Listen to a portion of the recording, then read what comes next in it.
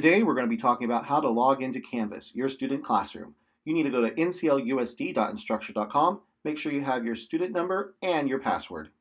Now that you're at nclusd.instructure.com, we're going to go ahead and log into Canvas for the first time. You're going to use your student number that you were given and the password that you were given as well. And as it is your first time logging in, you're going to get this acceptable use policy. You can click on the hyperlinks to read them, but the most important thing is to click that box and click submit. Then what will happen is you'll land on your dashboard. Right now you can see that this student doesn't have any classes available to actually enter right now.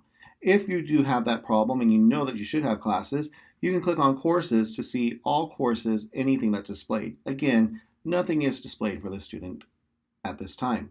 If you have any questions, please feel free to contact the office and they'll get you to one of our Canvas specialists that we have on campus to answer your questions.